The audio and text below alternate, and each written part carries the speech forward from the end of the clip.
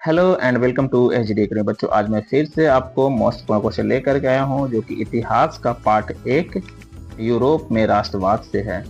यदि बच्चों आप चैनल पर नए होंगे तो चैनल को सब्सक्राइब करके बेल आइकन को प्रेस जरूर कर दीजिएगा बच्चों, क्योंकि मैं इसी प्रकार का प्रश्न आपके सामने हमेशा लेकर के आते रहता हूँ। तो चलिए बिना वक्त गवाए हम इस वीडियो को शुरू करते हैं, क्योंकि आज का सबसे पहला प्रश्न है बच्चों, सन 1870 में फ्रांस और प्रसा के बीच युद्ध कहाँ हुआ था? सन 1870 में फ्रांस और प्रसा के बीच युद्ध कहाँ हुआ था? तो सेडोन में हुआ था बच्चों, यानी ऑप्शन ए हमारा राइट आंसर हो जाएगा। नेक्स्ट हम लोग सेकेंड नंबर क्वेश्चन पे चलते हैं। सेकेंड नंबर क्वेश्चन क्या कहता है बच्चों, किस युद्ध के बाद जर्मनी का एकीकरण हुआ? किस युद्ध के बाद जर्मनी का एकीकरण हुआ? तो सेडोन का युद्ध के बाद जर्मनी का एकीकरण हुआ था बच्चों, यानी डी ऑप्शन हमारा राइट आंसर हो जाएगा।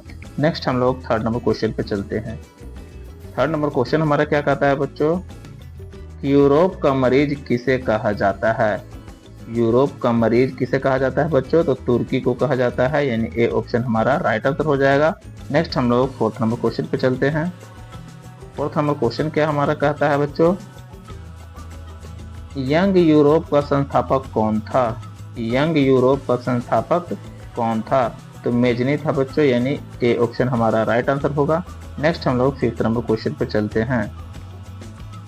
फिफ्थ नंबर क्वेश्चन क्या कहता है हमारा, कि टीपू सुल्तान शासक थे। टीपू सुल्तान शासक थे, तो टीपू सुल्तान कहाँ के शासक थे बच्चों? तो मैसूर के थे, यानी ए ऑप्शन हमारा राइट आंसर हो जाएगा। नेक्स्ट हम लोग सिक्स्थ नंबर क्वेश्चन पे चलते हैं। क्वेश्चन नंबर 6 क्या कहता है हमारा, कि गैरिबाल्डी पेशी से क्या था? गैरिबाल्डी पेशे से क्या था? तो गैरिबाल्डी पेशे से एक नाविक था बच्चों, यानी डी ऑप्शन हमारा राइट आंसर हो जाएगा। नेक्स्ट हम लोग सेवंथ नंबर क्वेश्चन पे चलते हैं।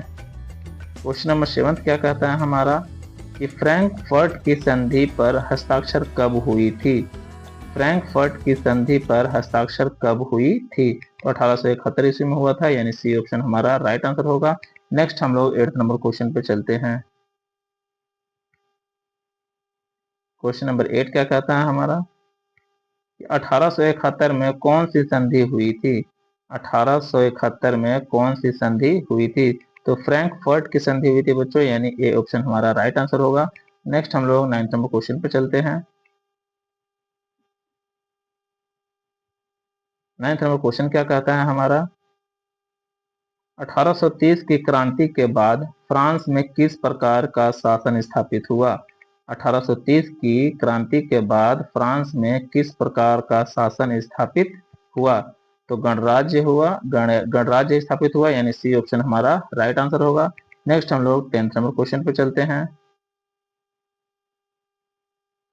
क्वेश्चन नंबर 10 क्या कहता है बच्चों, जर्मनी के एकीकरण के लिए कौन उत्तरदायी था? जर्मनी के एकीकरण के लिए कौन उत्तरदायी था? तो बिस्मार्क था, यानी बी ऑप्शन हमारा राइट आंसर होगा। नेक्स्ट हम 11th नंबर क्वेश्चन पे चलते हैं बच्चों। 11th नंबर क्वेश्चन क्या कहता है, इटली के एकीकरण में निम्न में से किसका संबंध नहीं है? इटली के एकीकरण में निम्न में से किसका संबंध नहीं है बच्चों? तो बिस्मार्क का, यानी ए ऑप्शन हमारा राइट आंसर हो जाएगा।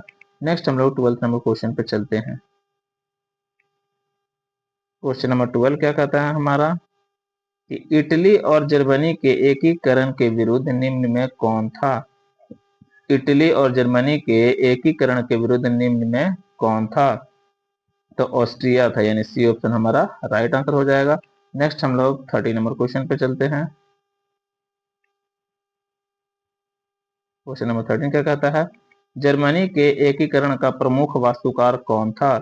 जर्मनी के एकीकरण का प्रमुख वास्तुकार कौन था? तो बिस्मार्क था, यानी डी ऑप्शन हमारा राइट आंसर हो जाएगा। नेक्स्ट हम लोग 14 नंबर क्वेश्चन पे चलते हैं। क्वेश्चन नंबर 14 क्या कहता है हमारा, फ्रैंकफर्ट की संधि किस वर्ष हुई थी? फ्रैंकफर्ट की संधि किस वर्ष हुई थी? तो 1871 ईस्वी में हुई थी, यानी डी ऑप्शन हमारा राइट आंसर हो जाएगा।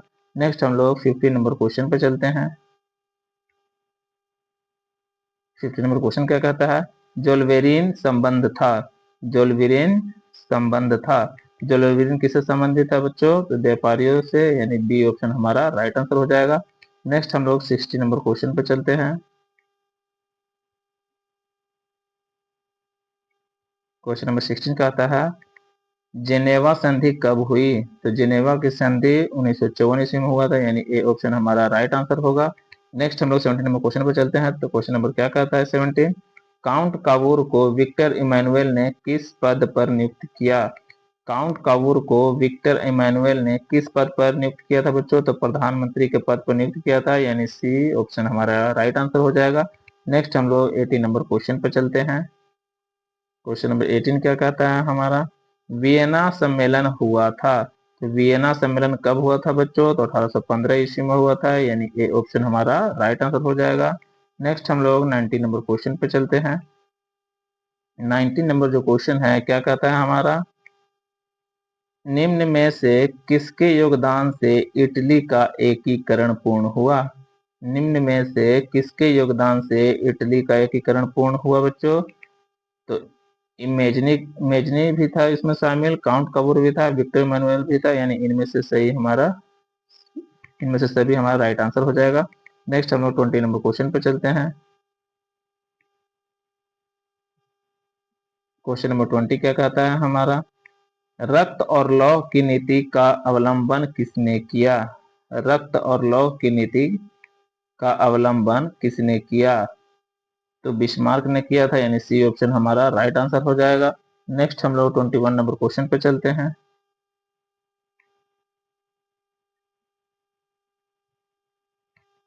क्वेश्चन नंबर 21 क्या कहता है, जर्मन राइन राज्य का निर्माण किसने किया था?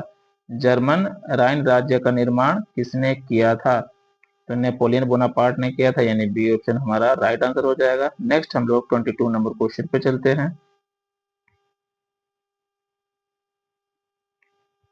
क्वेश्चन नंबर 22 कहता है, निम्न में से किस सम्मेलन में जर्मनी की क्षतिपूर्ति राशि को कम कर दिया गया? निम्न में से किस सम्मेलन में जर्मनी की क्षतिपूर्ति राशि को कम कर दिया गया? तो लॉसने सम्मेलन में, यानी डी ऑप्शन हमारा राइट आंसर हो गया। नेक्स्ट हम लोग 23 नंबर क्वेश्चन पे चलते हैं। क्वेश्चन नंबर 23 कहता है हमारा, हिगेल किस देश का दार्शनिक था? हिगेल किस देश का दार्शनिक था?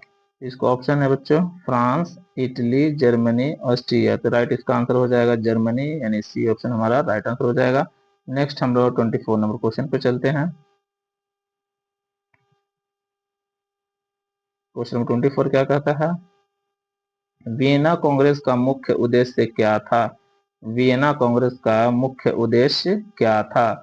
तो राजतंत्रों का पुनर्स्थापना करना था, यानी सी ऑप्शन हमारा राइट आंसर हो जाएगा। नेक्स्ट हम लोग 25 नंबर क्वेश्चन पे चलते हैं। क्वेश्चन नंबर 25 क्या कहता है, फ्रांसीसी क्रांति कब हुई? फ्रांसीसी क्रांति कब हुई थी बच्चों? तो 1789 ईस्वी में, यानी ए ऑप्शन हमारा राइट आंसर हो जाएगा। नेक्स्ट हम लोग 26 नंबर क्वेश्चन पे चलते हैं।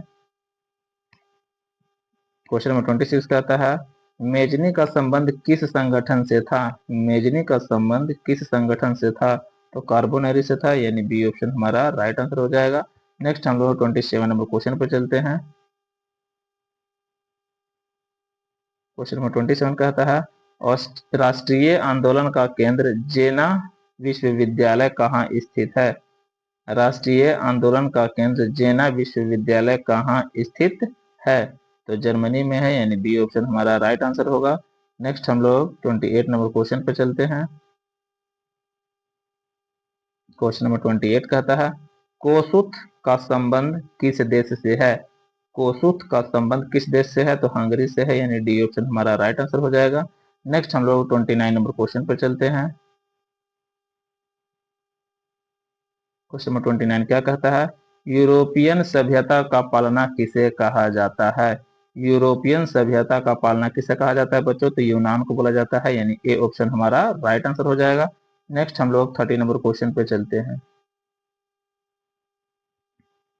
क्वेश्चन नंबर 30 क्या कहता है, प्रथम जेनेवा कन्वेंशन कब हुआ था?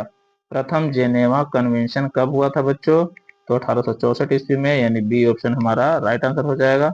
नेक्स्ट हम लोग 31 नंबर क्वेश्चन पे चलते हैं।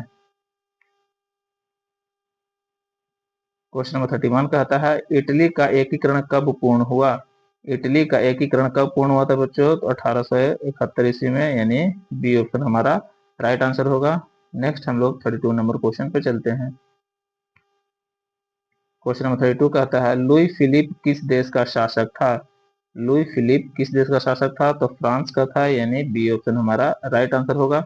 नेक्स्ट हम लोग 33 नंबर क्वेश्चन पे चलते हैं। क्वेश्चन नंबर 33 कहता है, निम्न में से कौन मित्र राष्ट्रों के गुट में शामिल नहीं था? निम्न में से कौन मित्र राष्ट्रों के गुट में शामिल नहीं था?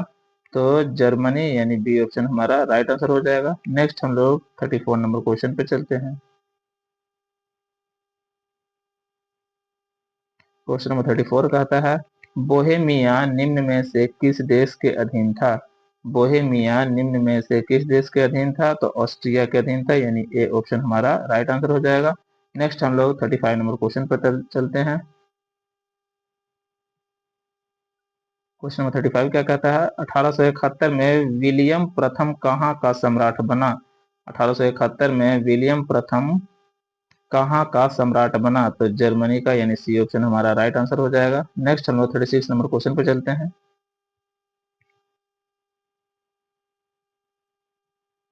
लुई 16वें को फांसी कब दी गई? लुई 16वें को फांसी कब दी गई? तो 1793 ईस्वी में, यानी बी ऑप्शन हमारा राइट आंसर हो जाएगा। नेक्स्ट हम लोग 37 नंबर क्वेश्चन पे चलते हैं।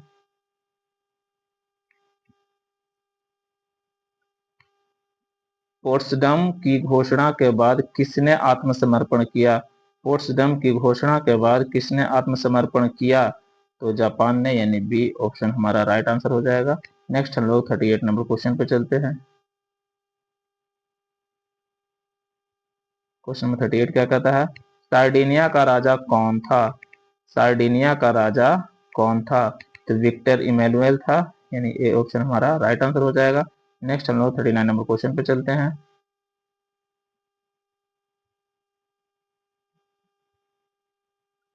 क्वेश्चन 39 क्या कहता है, इटली के एकीकरण का प्रमुख नायक कौन था? इटली के एकीकरण का प्रमुख नायक कौन था? तो मेजनी भी था, कावूर भी था, गैरिबाल्डी भी था, यानी इनमें से सभी राइट आंसर हो जाएगा। नेक्स्ट हम लोग अगले वीडियो में मिलेंगे बच्चों। यदि चैनल पर नए होंगे चैनल को सब्सक्राइब करके बेल आइकन प्रेस जरूर करें।